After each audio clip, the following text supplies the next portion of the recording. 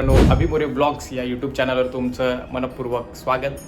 आजचा ब्लॉग होणार आहे जरा विशेष आहे. तो आपण चाललो आहे गावी. आपली कुलस्वामिनी मातेची पूजा आहे आणि गावचा सप्ताह देखील चालू आहे. तर हा प्रवास आणि गावची धमाल मस्ती ह्या ब्लॉगमध्ये पुन्हा एकदा पाहायला मिळेल. हा ब्लॉग अगदी तुम्ही शेवटपर्यंत पहा आणि तुम्हाला कसा वाटला हे तुमच्या कमेंट्सद्वारे नक्की माझ्यापर्यंत पोचवा. ब्लॉग शेवटपर्यंत नक्की बघा. गावी जाताना मन अगदी गावच्या आठवणीत हरवून जातं. आणि हो, गावी जाण्याची एकही संधी मी मात्र सोडत नाही. जॉबवर काय सांगतो हे तुम्ही न विचारलेलंच बरं आहे. महाराजांचं दर्शन झालं आणि मावळत्या सूर्यासोबत आम्ही गावी पोहोचलो. रायगडमधील पोलादपूर तालुक्यातील निसर्ग संपन्न गाव अशी माझ्या ढवळे गावाची ओळख. माझे वडील आणि गावातील सर्व मंडळी हरिनाम सप्ताह असल्यामुळे गावच्या माळावरच भेट. त्यांच्या चांगल्या अशा गप्पा रंगल्या होत्या. मला गावात पोहोचण्यासाठी उशीरच झाला होता आणि मी तिथून तडक निघालो, कारण की हरिपाठासाठी मला मंदिरात पोहोचायचं होतं. आमच्या गावचा हरिपाठ म्हणजे साक्षात पंढरीत वारीस आल्याचा अनुभव. कोण चुकवेल मला.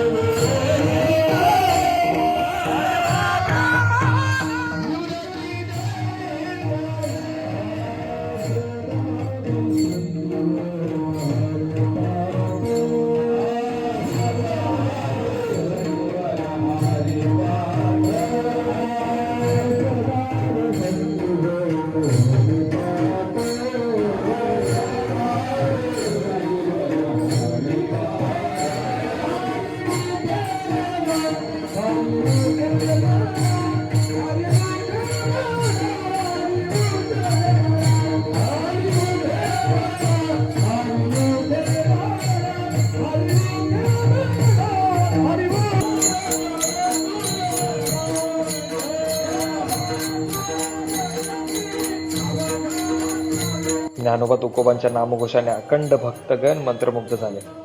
आमचे विनायक काका, देवचंद काका, पप्पू काका, रमेश काका, तुकाराम काका यांचा आवाज म्हणजे पर्वणीच. हरिपाठात ओव्या, फुगड्या अनेक खेळ करण्यात आले. आनंद अगदी गगनात मावत नव्हता. असा सोहळा याची देही याची डोळा पाहिला.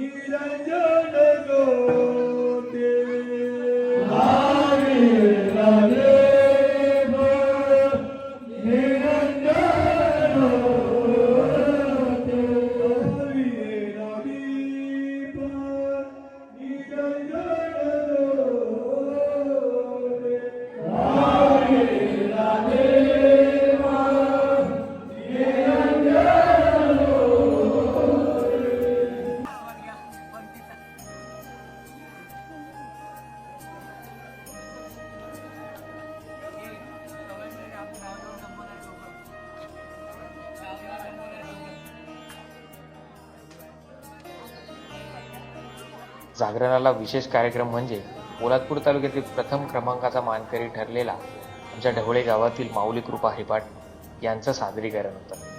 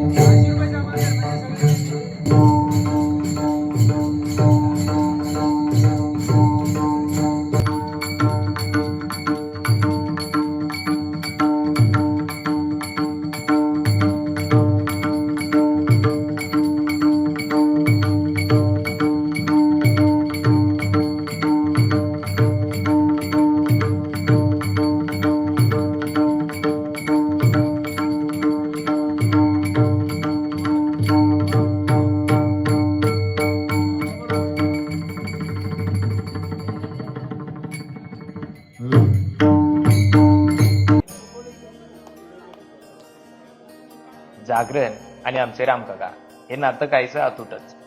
लहानपणीचे मित्र आणि त्यांचे कारनामे ऐकताना हसून हसून डोळ्यात पाणी आलं. रामकाकांचं बोलणं आणि त्यात त्यांची गोष्ट सांगण्याची पद्धत याचा अचूक ताळमेळ आणि त्यात गणेश त्यांची साथ म्हणजे ती गोष्ट अजून गमतीदारच बनते.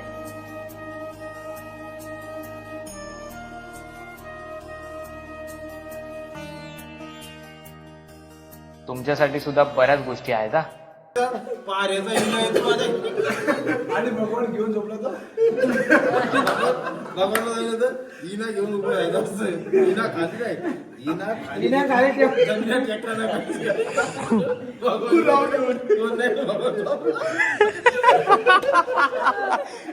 उरावरती अरे फिरू फिरू हे काय केलंय नाही तुम्ही बोलत